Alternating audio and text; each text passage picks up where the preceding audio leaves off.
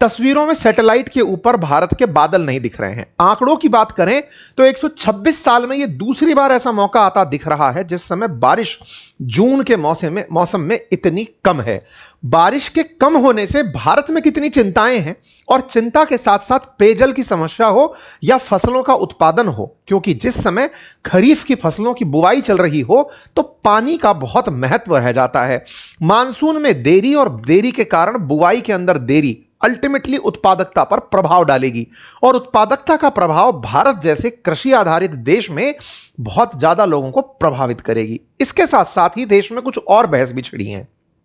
बहस यह कि भारत में जल संकट का कारण केवल ऊपर से बादलों की कमी ही नहीं अपितु सरकारी प्रयास भी हैं। हाल ही में भारत सरकार के द्वारा किए गए कुछ प्रयोग जो कि पेट्रोल के अंदर इथेनॉल मिलाने को लेकर थे, E20 से लेकर E85, E100 तक की सुर्खियां रही।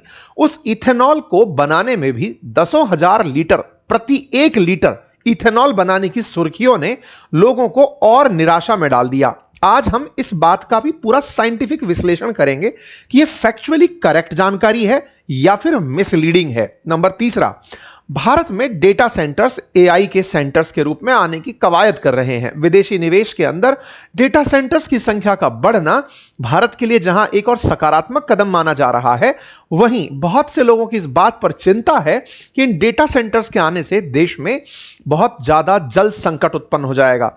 ये वो तस्वीरें हैं जो आज के दिन की हैं, जिस समय IMD द्वारा जारी की गई तस्वीरों में जब साउथ वेस्ट मानसून भारत के मेनलैंड की तरफ एंट्री कर रहा हो, उस समय पर यहां बादल नजर ही नहीं आ रहे हैं। यहां बादल पूरी तरह से गायब हैं, और अगर आप बादलों को गायब देखते हैं तो इससे बहुत सारे सवाल खड़े होते हैं कि अल्टीमेटली बादल कहां हैं। इन्हीं के बारे में आज के सेशन में जिक्र चल रहा है कि ये असल में मानसून के सीजन में बादल जो मंडराते रहते थे मेनलैंड इंडिया पर, वो साफ साफ नजर नहीं आ रहे हैं, जिसके चलते तटवर्ती इलाकों में लक्षद्वीप, पांडिचेरी, आंध्र प्रदेश, कर्नाटका, इन सब में बारिश की कमी औसत से काफी ज्यादा नोटिस की जा रही है। परिणाम मुंबई तक भी पहुंचा, क्योंकि साउथ वेस्ट मानसून का प्रभाव मुंबई पर भी पहुंचता है, और मुंबई के अंदर पानी पीने की जरूरत के हिसाब से कम नोटिस किया जा रहा है। 9% वाटर अभी वहां की लेक्स में बचा है, जो कि आने वाले समय में 40 दिन तक की ही वाटर की उपलब्धता करेगा पीने के पानी की, जिसके चलते उन्होंने उद्योग धंधों के अंदर पानी की सप्लाई को कंट्रोल किया है। भारत के अंदर आज भी इलेक्ट्रिसिटी का लगभग आधा हिस्सा कोयले से बिजली उत्पादन करने में किया जाता है, और जो कोयला है उस कोयले से जब थर्मल पावर से आप बिजली बनाते हैं तो कोयले से जनित हीट जब वो वाटर को वेपर में कन्वर्ट करती है, और वो वेपर जब टरबाइन घुमाती है तो उससे बिजली का उत्पादन होता है, और इस बिजली के उत्पादन से देश में सभी जगह बिजली की सप्लाई सुनिश्चित हो पाती है। ये स्थितियां अगर पानी के अंदर कमी की रहती हैं तो नदियों में, भारत के प्रमुख बांधों में, जलाशयों के अंदर वाटर की कमी बिजली उत्पादन पर भी गहरा असर डालेगी। मतलब यह हुआ कि जहां एक और उत्पादकता के अंदर कृषि उत्पादकता में कमी हो सकती है, वहीं बिजली उत्पादकता के अंदर भी कमी देखी जा सकती है। जहां एक और बिजली उत्पादकता क्राइसिस है, वहीं फ्यूल की सप्लाई में हॉर्मुज स्ट्रेट के चलते संकट चल रहा है। ऑलरेडी LPG महंगी हो रही है, बिजली महंगी, खाद्यान्न आपूर्ति महंगी, साथ ही साथ ऊर्जा महंगी। इन सब का असर एक आम मानवी के जीवन पर गहरा पड़ सकता है। परिणाम धीरे धीरे व्यक्ति के क्राइसिस की तरफ बढ़ते हैं, लोगों को अकाल की याद आने लगती है। ऐसे ही वर्ष 1876 से 78 में एक सुपर अल्नीनो सिचुएशंस बनी थी, जब समुद्र का तापमान औसत से 3 डिग्री सेंटीग्रेड बढ़ने की वजह से लाखों लोगों की जानें चली गई थी। भारत में भी उस समय लगभग 55 लाख से अधिक मौतें हुई थी। इस प्रकार की जानकारियां वॉशिंगटन स्टेट यूनिवर्सिटी के प्रोफेसर्स के द्वारा अपने शोध में जानकारी साझा की गई हैं।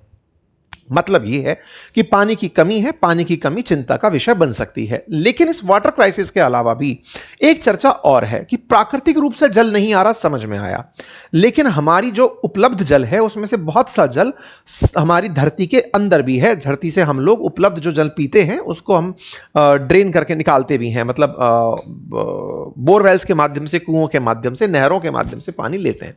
ऐसे में इथेनॉल जो वर्तमान में सरकार ने ऊर्जा के एक बेहतर विकल्प के रूप में जनता के सामने प्रस्तुत किया है, उस इथेनॉल के उत्पादन में 10,000 लीटर प्रति 1 लीटर इथेनॉल के उत्पादन में खर्च हो रहा है।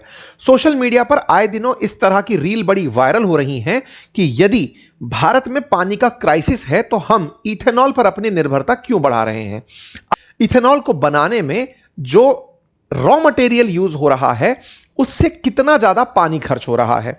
सोशल मीडिया पर इस तरह की बड़ी रील्स वायरल हैं जिसमें यह कहा जा रहा है कि 1 लीटर इथेनॉल बनाने में 10,000 लीटर तक पानी खर्च होता है। 1 लीटर इथेनॉल बनाने में 10,000 लीटर पानी तब जब वो चावल से बनाई गई हो। अगर इथेनॉल गेहूं मक्का से उससे गन्ने से बनाई गई हो तो उसके अंदर लगभग 3,000 लीटर पानी खर्च होता है। इस तरह की जो बातें हैं इससे लोगों के मन में एक भय और आशंका उत्पन्न होती है। इसका एक बार आंसर करने का प्रयास करते हैं। जहां तक बात हो इथेनॉल की, तो इथेनॉल के लिए रॉ मटेरियल की आवश्यकता होती है जिनके फर्मेंटेशन से इथेनॉल बनता है, जिसमें राइस, मेज, शुगर केन भारत के अंदर फर्स्ट जनरेशन क्रॉप्स हैं जिनके उपयोग से फर्मेंटेशन से इथेनॉल बनाई जाती है। 1 लीटर इथेनॉल बनाने में लगभग 2.5 किलोग्राम के आसपास चावल की जरूरत पड़ती है और उस चावल से इथेनॉल बनाते समय मात्र 5 लीटर अधिकतम जल की आवश्यकता पड़ती है। तो बड़ा सवाल यह है कि जब हमारे टोटल प्रोडक्शन जो इथेनॉल का हो रहा है उसमें 22% राइस से इथेनॉल बन रहा है और उसमें 5 लीटर ही पानी खर्च हो रहा है, तो ये रील्स में 3,000 लीटर, 10,000 लीटर की बातें कहां से आई? तो उसके पीछे की कहानी भी जान लीजिए।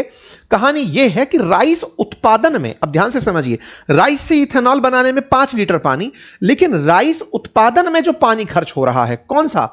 राइस के पौधे को 1 किलो या राइस की खेती से 1 किलो चावल प्रोड्यूस करने में जो पानी कंज्यूम होता है 1 किलो के अंदर वो 5,000 लीटर होता है।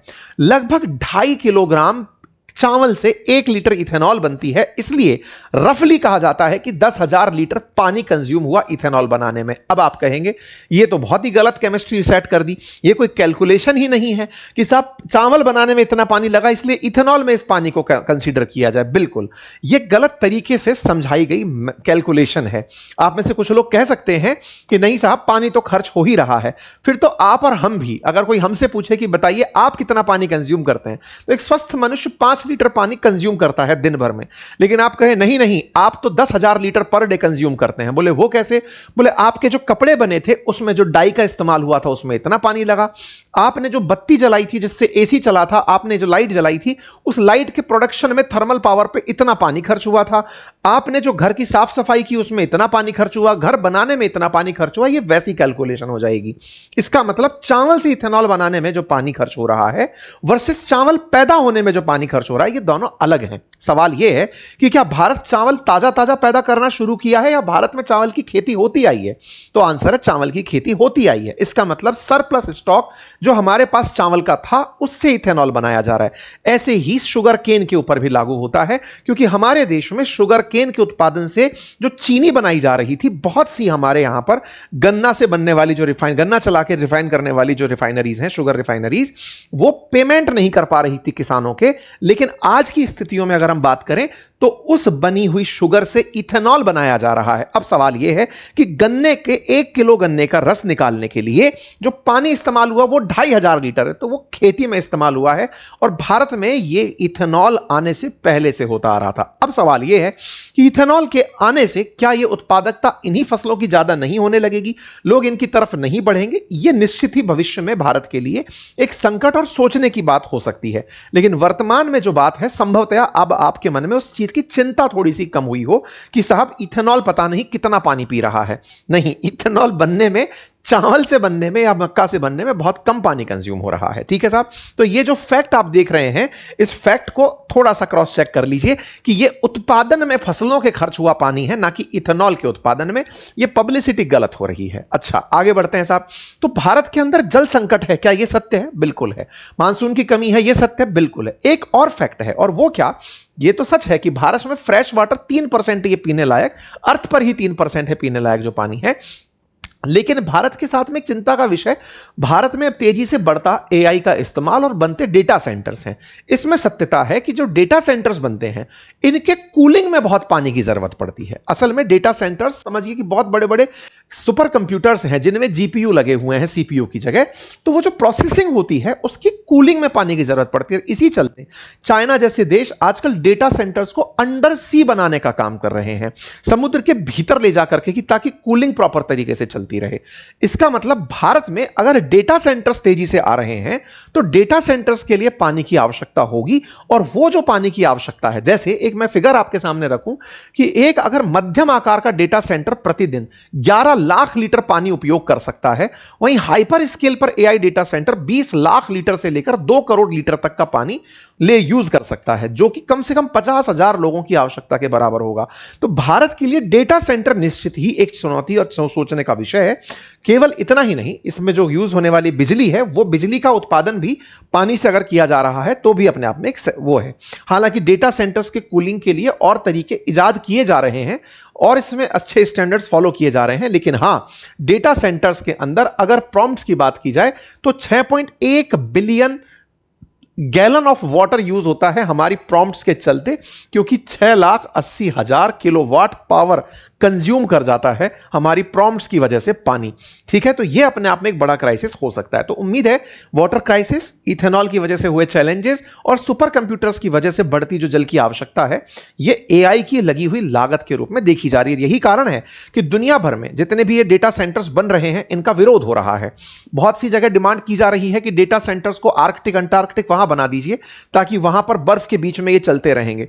ये कहा जाता है कि अमेरिका का जो ग्रीनलैंड को लेकर के इतना दिमाग पगलाया था, उसके पीछे भी बड़ा रीजन यही था कि वहां के आर्कटिक ठंडक क्षेत्र में वो अपने डेटा सेंटर्स को बनाकर वहां का इस्तेमाल कर सकें। भारत में अब डेटा सेंटर्स तेजी से आ रहे हैं, तो वो उसके पीछे जल का उपयोग करेंगे, ये एक निश्चित ही चिंता का विषय है। खैर, फिलहाल के लिए जल संकट और उसके समाधान की जो चर्चाएं हैं वो आपने हमने अच्छे से करी। अगर आपको ये जानकारी पसंद आई हो तो साथियों से साझा करें, चैनल पर नए हैं तो सब्सक्राइब करें और